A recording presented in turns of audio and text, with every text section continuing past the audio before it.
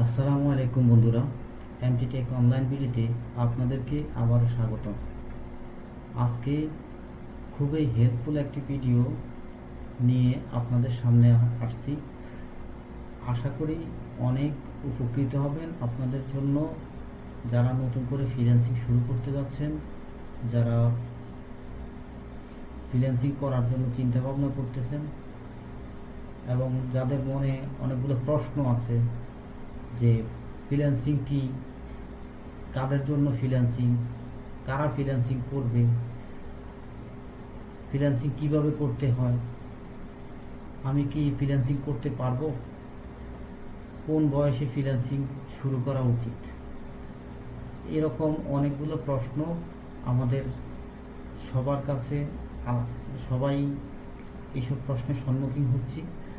তো আজকে চিন্তা করছি যে এই প্রশ্নগুলোর উত্তর দেওয়ার চেষ্টা করি, এবং আপনারা অবশ্যই ভিডিওটি শুরু থেকে শেষ পর্যন্ত দেখুন।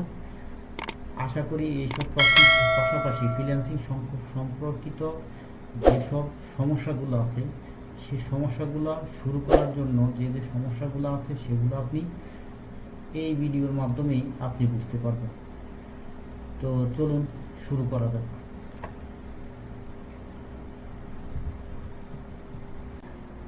কোন বয়সে ফ্রিল্যান্সিং শুরু করা উচিত? অবশ্যই ছাত্র অবস্থাতেই ফ্রিল্যান্সিং শুরু করা বুদ্ধিমানের কাজ। লেখাপড়ার পাশাপাশি ফ্রিল্যান্সিং শুরু করা যায় কিনা এ নিয়ে আমাদের কাছে অনেক প্রশ্ন আসে। আমার নিজের অভিজ্ঞতা থেকে বলতে পারি যে ছাত্র অবস্থাতেই ফ্রিল্যান্সিং শুরু করাটাই ভালো। তবে এটাকে ফুল পেশা হিসেবে না নিয়ে পার্ট টাইম কাজ হিসেবে নিতে হবে। ছাত্র অবস্থায় ফ্রিল্যান্সিং শুরু করার অনেক সুবিধাগুলোর মধ্যে 5টি বিশেষ সুবিধা রয়েছে, সেগুলো নিয়ে আলোচনা করি। যেমন 1, অতিরিক্ত আয়ের পথ। 2, নিজের কেরিয়ার বেছে নেওয়ার সুযোগ। 3, অভিজ্ঞতা অর্জন। 4, নিজেই নিজের বস হওয়া। 5, অভিজ্ঞতা ছাড়াই কাজ। এবার এই 5টি বিষয়ের বৈশিষ্ট্যসমূহ নিয়ে আলোচনা করব। অতিরিক্ত আয়ের পথ। বর্তমানে বাংলাদেশে ছাত্রছাত্রীদের লেখাপড়া ও অন্যান্য খরচ সাধারণত পিতামাতা দিয়ে থাকেন। আমাদের দেশে অন্যান্য দেশের ন্যায় লেখাপড়ার পাশাপাশি সরাসরি পার্ট টাইম চাকরি করার সুযোগ খুবই কম। তাই লেখাপড়া ও অন্যান্য খরচ যোগাতে অনেক ছাত্রছাত্রী টিউশনি বেছে নেয়। তবে টিউশনি সবসময় সব জায়গায় পাওয়া যায় না, এবং আমার মতে অনেকেরই টিউশনি পড়াতে তেমন আগ্রহ থাকে না। সেই ক্ষেত্রে ফ্রিল্যান্সিং একমাত্র বা অন্যতম আয়ের মাধ্যম হতে পারে। অনেকের অভিযোগ আছে লেখাপড়া পাশাপাশি ফ্রিল্যান্সিং করলে ফ্রিল্যান্সিংয়ে বা লেখাপড়ায় সময়ের ঘাটতি পড়ে। এটা আসলে সম্পূর্ণ ভুল ধারণা।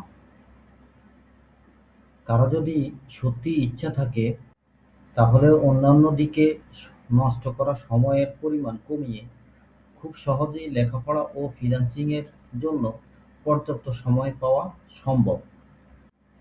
নিজের কেরিয়ার বেছে নেওয়ার সুযোগ। নিজের কেরিয়ার বেছে নেওয়ার সুযোগ সবারই উচিত।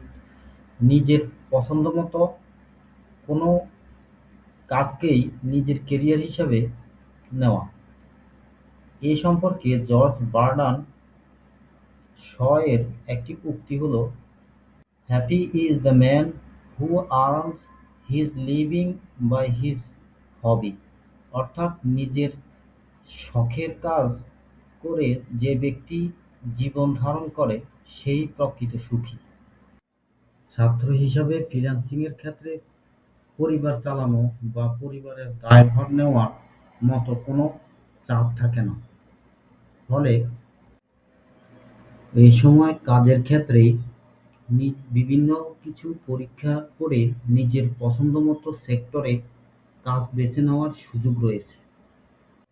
যেকোনো কিছু বেশ কিছুদিন কাজ করার পর যদি কাজটিকে আসলেই তার ভালো না লাগে, তাহলে সহজেই সে নতুন কিছু শিখে নতুন সেক্টরে কাজ শুরু করে দিতে পারে। এটিই হলো ছাত্র অবস্থায় ফ্রিল্যান্সিং করার আসল সুবিধা। অভিজ্ঞতা অর্জন: লেখাপড়ার পাশাপাশি যেকোনো পার্ট টাইম কাজ করার মূল উদ্দেশ্য হওয়া উচিত অভিজ্ঞতা অর্জন। ফ্রিল্যান্সিং এর ক্ষেত্রে একজন ফ্রিল্যান্সার নিজের কাজের ক্ষেত্র অনুসারে বিভিন্ন মার্কেটপ্লেসে কাজ করে থাকে। এসব মার্কেটপ্লেসে বিভিন্ন ছোট বড় কোম্পানি বা ক্লায়েন্টের সাথে তাদের কাজ করতে হয়।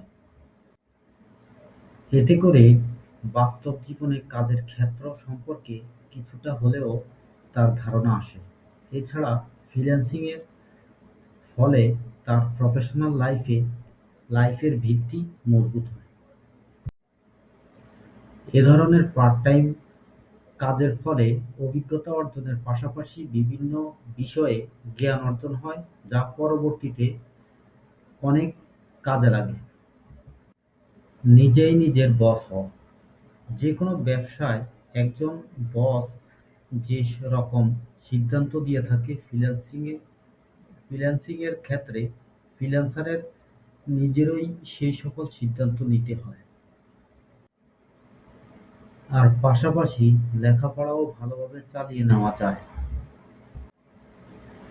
ফ্রিল্যান্সিং এর ক্ষেত্রে আপনার কোনো বস নেই, আপনি নিজেই নিজের বস। অনেকে প্রোগ্রামিং করতে ভালোবাসে, কেউ আবার আর্টের দিকে আগ্রহ। এছাড়া এমন অনেকেই আছেন যারা সবসময় কম্পিউটারেই সময় কাটান, কিন্তু এই সময়টা কোনো অর্থপূর্ণ কাজে ব্যয় করতে চান না। এমন যে কোনো ক্ষেত্রেই আপনি সহজেই এসব সম্পর্কিত কাজ শিখে তা মার্কেটপ্লেসে করতে পারেন। অভিজ্ঞতা ছাড়াই কাজ: বাংলাদেশের প্রেক্ষাপটে সম্ভবত শুধুমাত্র ফ্রিল্যান্সিংই একটি সেক্টর যেখানে অভিজ্ঞতা ছাড়াও শুধু দক্ষতা দিয়েই ভালো আয় করা সম্ভব। আর লেখাপড়া শেষ করেও যদি আপনি ফ্রিল্যান্সিংকে আপনার ফুল টাইম ক্যারিয়ার হিসেবে নিতে চান, তাহলে সেক্ষেত্রে সাধারণ একটি চাকরির চেয়ে বেশ ভালো আয় করা সম্ভব। ফ্রিল্যান্সিং শুরু করতে একদম প্রফেশনাল ভাবে শুরু করতে হবে তেমন কোনো কথা নেই।